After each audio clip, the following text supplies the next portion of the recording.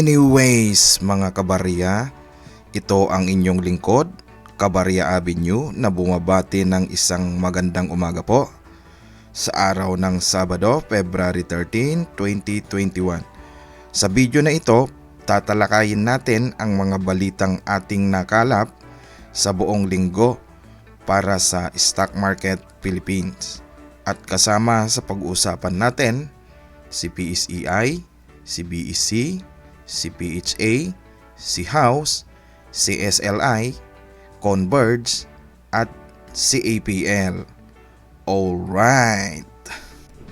Saka dito pala guys, sa ating Kabarya Avenue PH YouTube channel, pinag-aaralan natin yung mga potential digital assets and investment na pwede naman nating salian na gaya ng ating stock market, yung mga cryptocurrencies, yung Bitcoin and Ethereum, at iba pang mga nakita nating may potensyal na pwede tayong maglagak ng ating mga investment naman.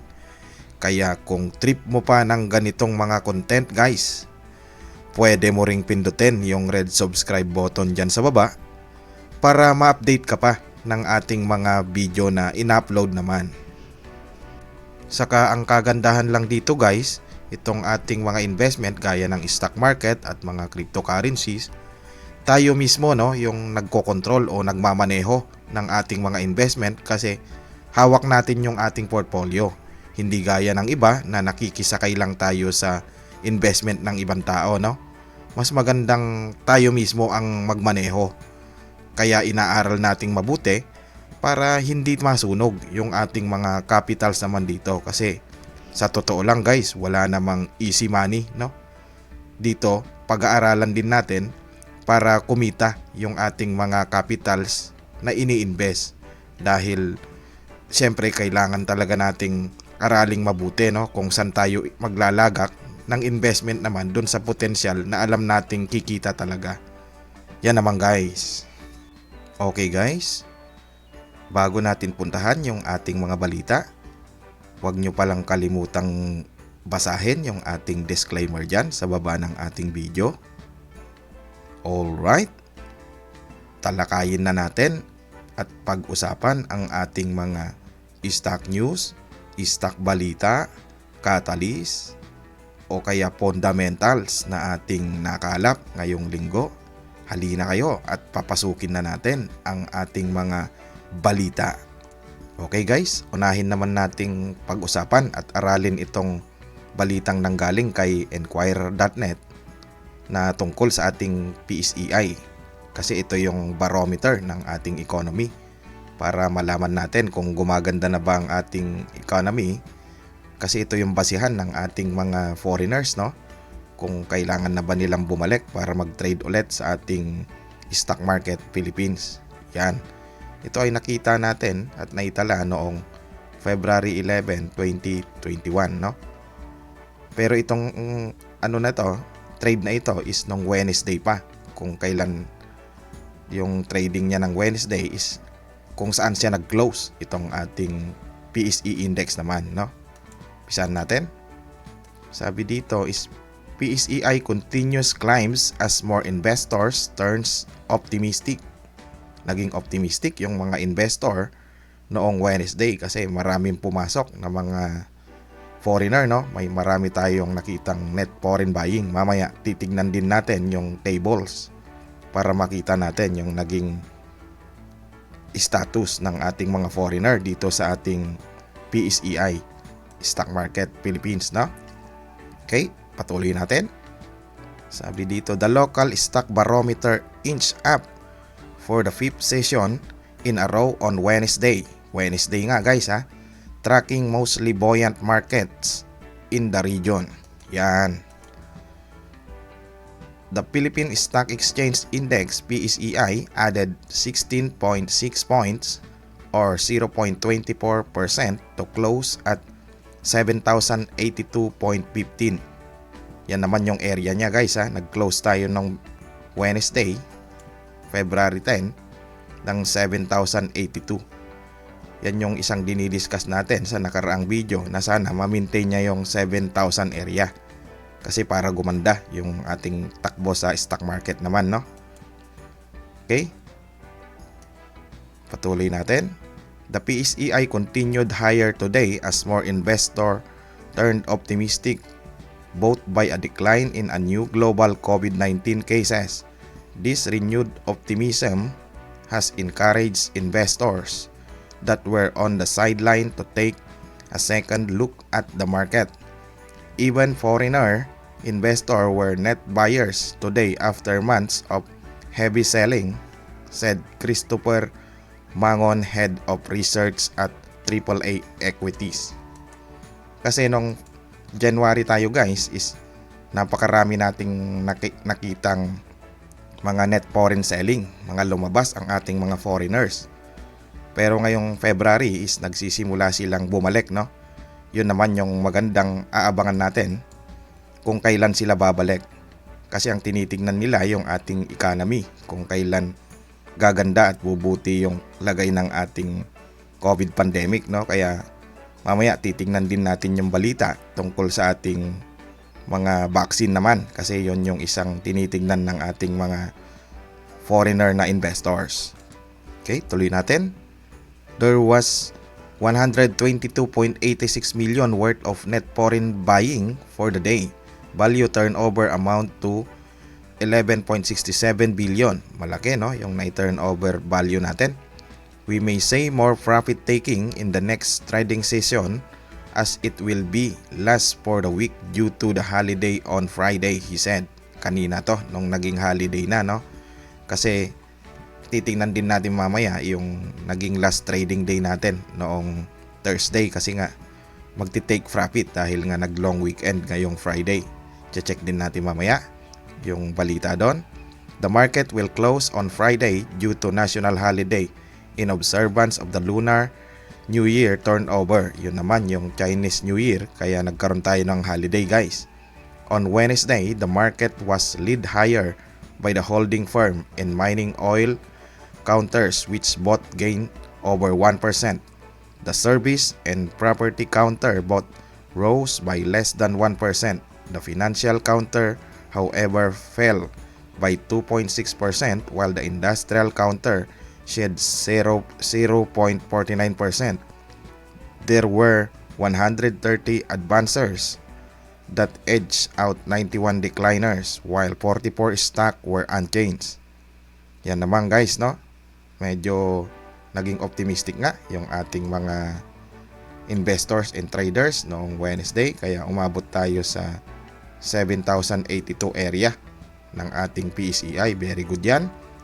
Yan yung sinasabi nating dapat ma-maintain, pero ang sinabi nga nitong balita, kasi Wednesday yan, is magtatapos tayo noong Thursday, February 11 ng ating trading day, dahil long weekend baka mag-take profit, sabi niya. Baka malaglag to, kaya check din natin kung saan inabot nung Thursday. Okay? Ito naman yung naging result natin nung February 11, yung last trading day for the week, no? Thursday yon, kasi ngayong Friday nga is holiday. Ang value niya is nagkaroon tayo ng 6,991.01. Nalaglag tayo guys ng negative 1.29% naman. Bumaba tayo sa 7,000 area. Ito yung date niya, yung last updated February 11, 2021. Diyan tayo nag-close. Sana by Monday makabalik tayo sa 7,000 area para gumanda yung ating mga stock, kasi tama nga yung unang balita kanina na magti-take profit yung ating mga traders. Kaya lumabas sila dahil long weekend. Medyo ito yung kinalabasan, 6,991 naman umabot, no? Pero good pa rin yan guys, kasi konti lang naman. Baka makabalik tayo by Monday. At sana nga makabalik tayo, no? I-check din natin yung table nito guys. Ito naman yung record ni PSE index natin noong February 11, 2021, yung last trading day nga noong Thursday. Si PSEI is nag-open ng 7,059, nag-low ng 6,991, saka siya nag-high ng 7,076 at saka siya nag-close ng 6,991 at saka down nga tayo ng negative 1.29%. Sana by Monday makabalik tayo sa 7,000 area para maging maganda ang ating mga stock na hawak din, no? Ito ang ginawa ng mga foreigners nung Thursday, last trading day. Lumabas ang negative 185.64 million na mga foreigners natin, kaya bumaba ang ating index. Check natin yung kanyang table. Kanyang table dito sa baba, yan. Nung February 11, 2021, lumabas yung mga foreigner na negative 185.64 million. Nung February 10, may pumasok na 122.87 million. At nung February 9, may pumasok din. Ito yung pinakamalaki natin na pumasok na foreigners for the week, no? Itong February 9. Kasi may pumasok na 532.56 million na foreigners. At saka nung last week, may pumasok din na 51.51 million nung February 5. Kaya yung buong buwan ng February, nakakuha na tayo ng 3 green day, no? Ikumpara natin to nung January. Kasi nasa bear market talaga tayo, guys, dahil nga sa pandemic, no? Kung titingnan nyo ito, buong itong ina-adjust natin pababa, puro red, no? Yan naman is yung ating mga foreigners, napakalaki ng mga lumabas nung buwan ng January. Kasi itong ano natin, yung last day of the month, itong magmula February 29 hanggang January 29 hanggang January 27. Ito, guys, billion yung mga lumabas na foreigners, no? 3.31 billion January 29, 1.31 billion January 28, January 27 is 1.37 billion naman. Kaya napakalalaki ng lumabas nung January. Yan, guys, puro red. At saka nung January, kung papansinin ninyo, 3 lang yung nakuha nating green day, no? Ito lang, 209 million. Itong 223 million. At saka itong January 14 is 242 million. Napakaliit ng mga pumasok na foreigners kumpara sa lumabas sa buong January, no? Kaya very bearish ang ating market. Ngayong February, may 3 green day na tayo. Sana masundan ito next week para gumanda yung takbo ng ating mga stock na hawak naman sa ating stock market Philippines. Yan yung isang kinoconsider natin. Pero ang maganda kasi dito, guys, yung ine-expect natin na yung mga lumabas na foreigners noong January, yung mga billion-billion o limpak-limpak na salapi ng ating mga foreigners, is aabangan natin yan. Sigurado yan, babalik at babalik yan pag bumuti na ang ating COVID pandemic. Diyan naman tayo magkanda bulol-bulol o buhol-buhol na kung ano ang stock na pipiliin natin, kasi lahat yan aangat na yung stock pag bumalik yung mga lumabas na yan. Yan naman ang ating challenging para sa ating mga traders and investors sa Philippines naman, guys, no? Okay? Puntahan na natin yung unang stock na balita at pag-usapan din natin. Okay, guys, unahin pala muna natin itong nakita kong balita galing kay CNN tungkol sa pagdating ng ating COVID-19 vaccines, no? First batch of COVID-19 vaccine may arrive in the Philippines on February 13 by DOH. Published February 9, 2021. Itong balitang to, no? Check natin, guys, kung anong laman ng balitang ito. Metro Manila CNN Philippines, February 9. The first batch of the much-awaited coronavirus vaccine may arrive in the Philippines on February 13, the Department of Health said Tuesday. Yun, inaasahan nila ngayong Sabado to, February 13, no? Maganda rin to kung makakarating. DOH spokesperson Maria Rosario Bergier confirmed to CNN Philippines that this was the indicative date agreed upon the government and the organizers of the World Health Organization-led COVAX facility, which will be supplying the initial 117,000 Pfizer dosage to the country. Medyo marami rin yung initial na darating, 117,000 na Pfizer brand, no? Itong Pfizer brand is maganda ito kasi nabasa ko ito merong 90% efficacy na laban sa COVID, no? Very good. So if ever this will come on February 13, 3 days after we will begin the rollout. Berger said in an interview in the source, maybe February 15 or 16 we can start the immunization if when the vaccine arrive on the date, they said. Berger, however, clarified they are still waiting for the final confirmation from COVAX. But what I am confident is that the commitment by the second or third week of February would push through. Yun naman. Kung sakali, sabi niya, ipupush nila ng second or third week naman ng February pag dumating, guys, no? Kaya maganda ito kung makita ito ng ating mga foreigners at matuloy ito.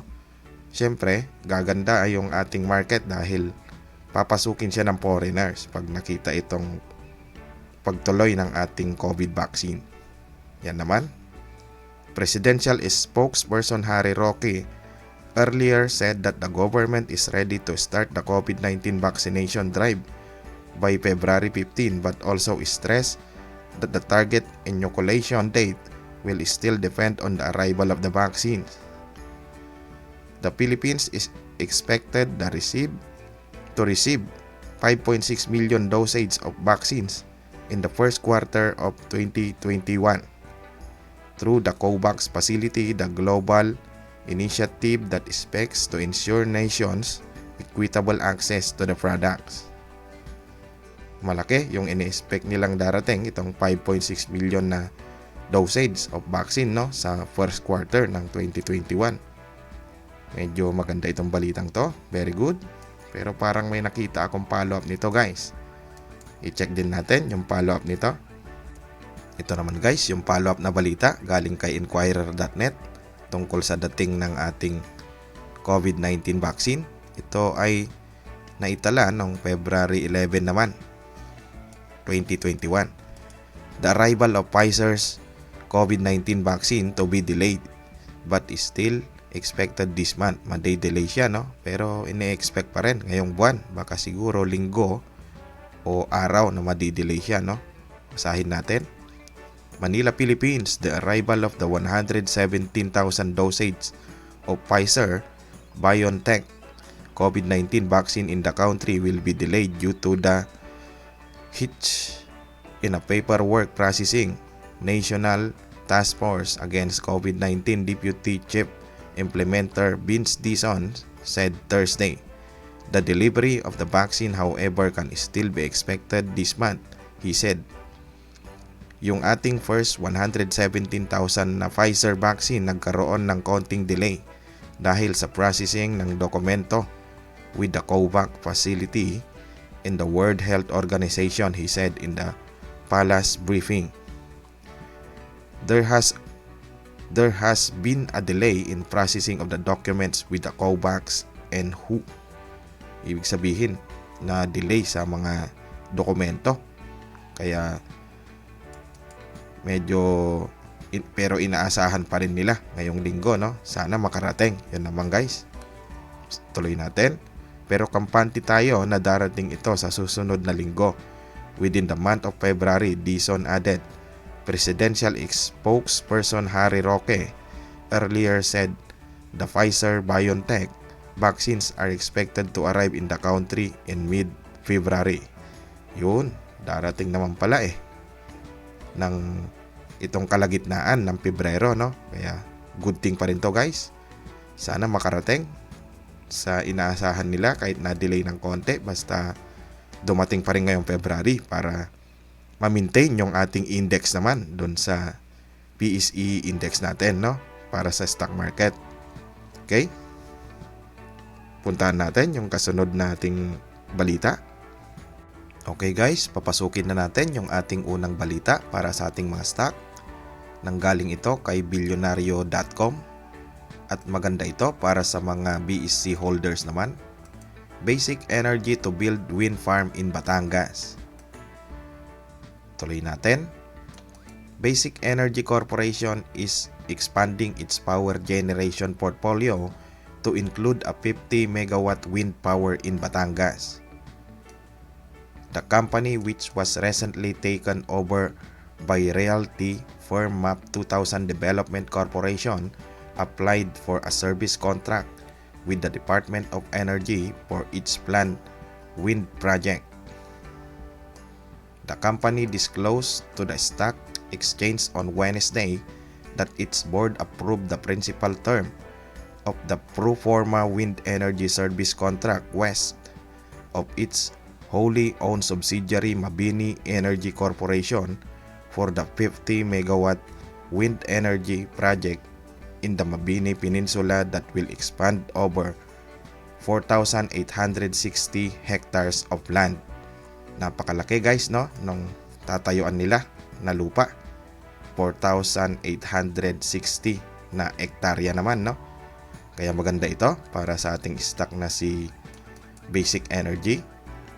The pro forma west provides a non-extendable 5 years pre-development stage and 25 years development stage counted from contract signing, which is extendable for another 25 years subject to DOA approval, no. MAP 2000 acquired 67.8% of Basic Energy for 2.8 billion, marking its entry into the energy space. With this, the company hopes to build a robust project portfolio that will bring in revenues in the short to medium term, enhancing shareholder value, Basic Energy said.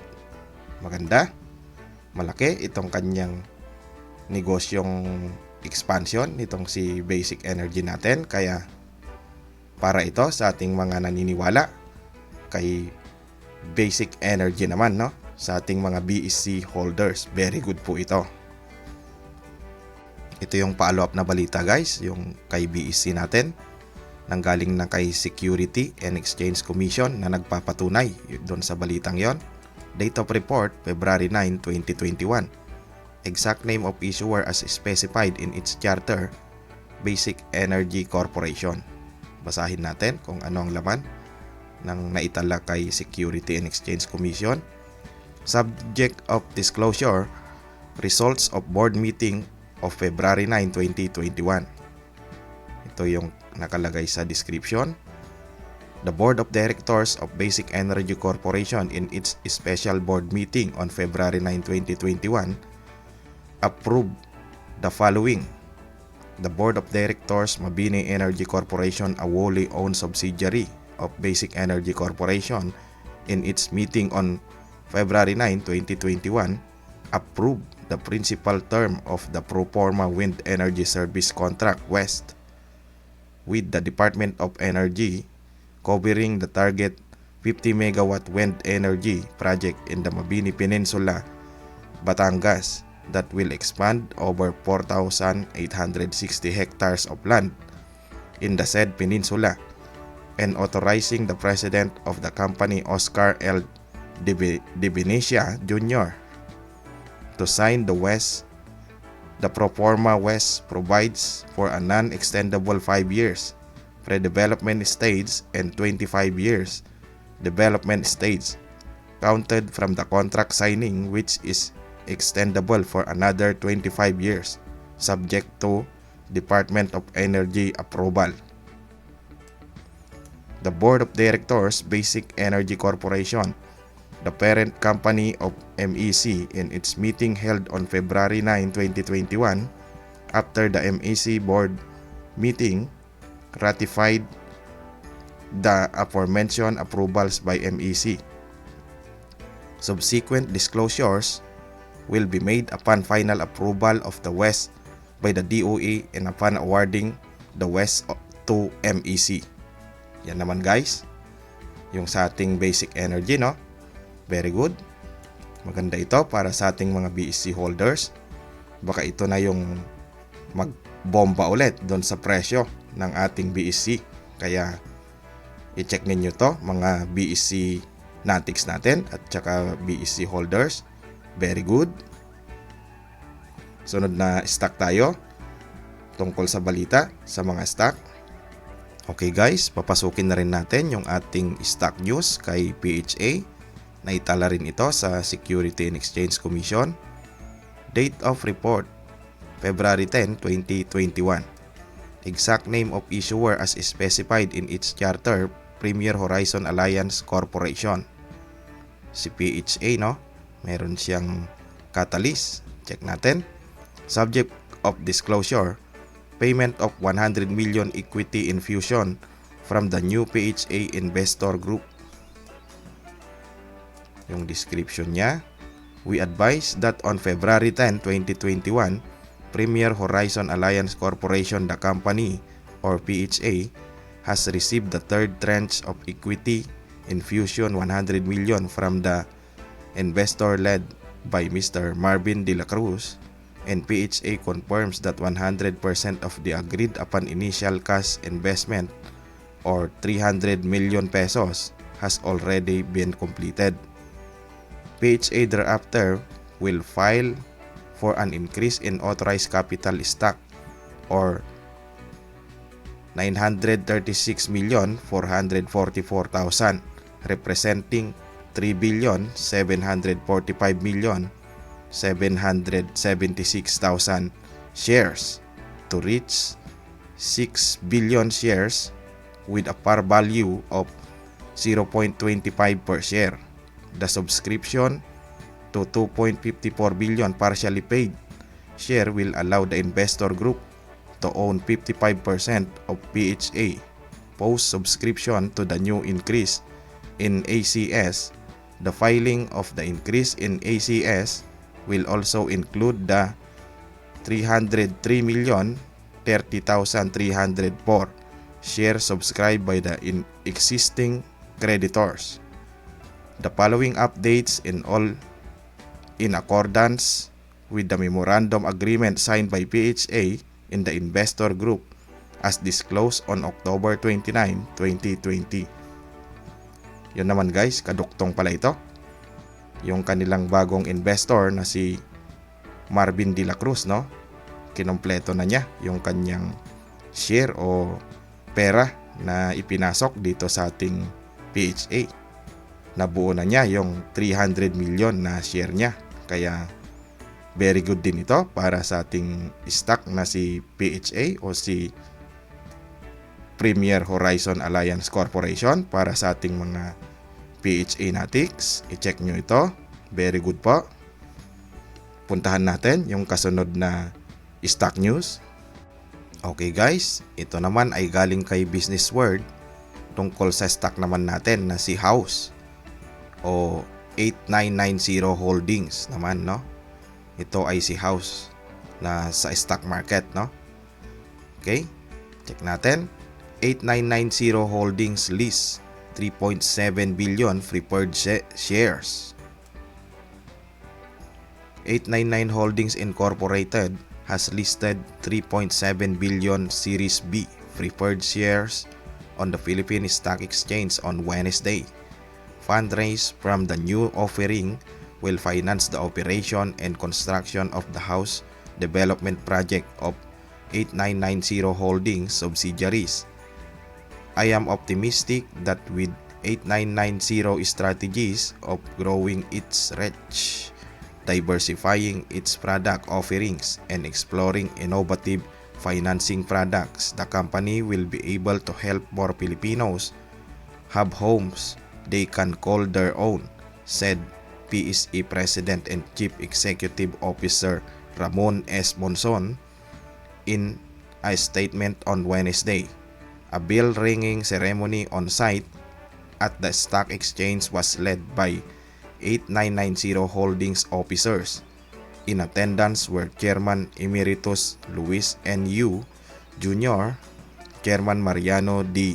Martinez Jr., Chief Finance Officer Rowan B.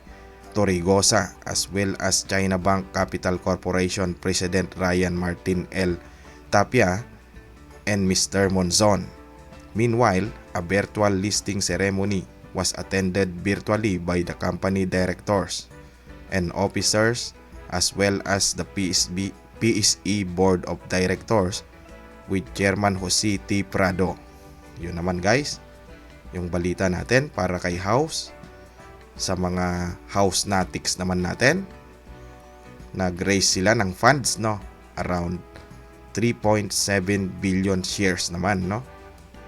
Na tinitignan nila dito. Kaya maganda, i-check nyo rin ito sa mga house holders natin, no? Very good din po ito. Okay? Puntahan natin yung kasunod na stock news natin o catalyst. Sunod na balita tayo guys kay Santa Lucia naman o si SLI. Naitala rin sa ating Security and Exchange Commission. Date of report February 10, 2021. Exact name of issuer as specified in its charter, Santa Lucia Land Incorporated. Ang subject ng kanyang disclosure, Santa Lucia Land Optimistic on the prospects of residential estates. Description, Santa Lucia Land Optimistic on the prospects of residential estates. Yun, naging optimistic itong si Santa Lucia, no? Sa kanyang business. Di bale, maganda naman itong business ni Santa Lucia kasi nga, ano to mga realty land, no? Kaya hindi naman naluluma, no? Dahil ang residential estates natin is kailangan din yan at saka tumataas yung value ng ating mga lupa dahil sa pangangailangan ng tao na magtayo ng mga bahay later on. Kaya very good pa rin to. May follow up din to na news, i-check natin. Okay, ito naman guys yung follow up na balita kay Santa Lucia, galing naman kay Business World. Naitala noong February 11, 2021. Santa Lucia confident of real estate expansion amid pandemic. Very optimistic si Santa Lucia. Check natin. Santa Lucia Land Incorporated has expressed optimism about the expansion of the residential real estate sector even with the existing health crisis. Mr. David M. De La Cruz, Santa Lucia Executive Vice President and Chief Financial and Risk Officer said that even with the decline in gross domestic product in the construction of overall activity, the company displayed continued reliance in its operational and financial performance. The subdivision developer said in the stock exchange disclosure on Wednesday that its third quarter net income increased 16.5% to 1.3 billion pesos. It's described its financial performance as a testament to the resiliency of the company in the overall horizontal residential real estate sector. Santa Lucia has projects in areas over all the Philippines, including Rizal, Laguna, Cavite, Batangas, Bulacan, Pampanga, Tarlac, Baguio, Palawan, Bacolod, Iloilo, Cebu, and Davao. Napakarami pala ng location ng project nitong si Santa Lucia. Ang inaakala ko dati guys is nasa area lang siya ng Santa Lucia pero hindi pala, no? Halos entire Philippines din pala meron siyang mga project na tinitingnan at location. Yan naman, its strong balance sheet coupled with its well-positioned project portfolio was able to weather the worst of the crisis and it's ready to capitalize on opportunities once recovery is underway, Mr. De La Cruz said. The property developer is currently overseeing 99 ongoing projects, adding up to 1,617 hectares as of December 2020. It also has 935 hectares under its belt available for future development. Santa Lucia shares at the stock exchange declined by 6.87% on Wednesday, closing at 2.17 apiece. Yan naman guys, yung kay Santa Lucia. Medyo maganda itong balitang to kasi naging optimistic siya kahit na sa kabila ng o kalagitnaan ng ating pandemic, no? Kaya i-check nyo rin ito mga Santa Lucia holders natin. Very good din itong balitang ito. Okay? Punta tayo sa kasunod na stock news o balita. Okay guys, next na balita tayo kay Converge naman, galing din kay Security and Exchange Commission. Date of report February 10, 2021. Exact name of issuer as specified in its charter, Converge Information and Communication Technology Solutions Incorporated. Ito ay kay Converge naman. Subject of disclosure, Converge more than doubles fiber network in 2020. Check natin yung description. Leading internet service provider Converge ICT Solution Incorporated has more than doubled its fiber network to over 55,000 kilometers at the end 2020 from the previous year, making available high-speed broadband internet to more areas in the country.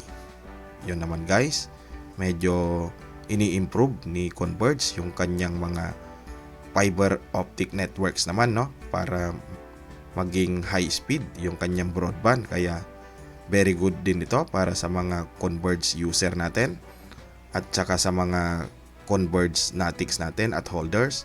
I-check nyo rin ito guys, very good. Punta tayo sa kasunod na stock news natin. Okay guys, last na balita na nakalap natin galing kay Security and Exchange Commission. Tungkol naman ito kay APL para sa mga APL Natics natin. Date of report February 8, 2021. Exact name of issuer as specified in its charter, Apollo Global Capital Incorporated, formerly named Yehey Corporation. Check natin yung disclosure ni APL noong February 8. Clarification of news report. Yon, basahin natin dito sa baba yung nilalaman ng balitang ito. We reply to your request for clarification on the news article published entitled Apollo Global Prepares for Follow-on Offering posted in Philippine Daily Inquirer on February 8, 2021. It was reported in part that listed Apollo Global Capital APL is planning to raise as much as 5 billion through a follow-on offering this month to fund its latest offshore mining project. Yun naman, yung plano nilang maglabas ng FOO o follow-on offering, no? Tungkol sa mga pabor sa mga FOO, maganda ito.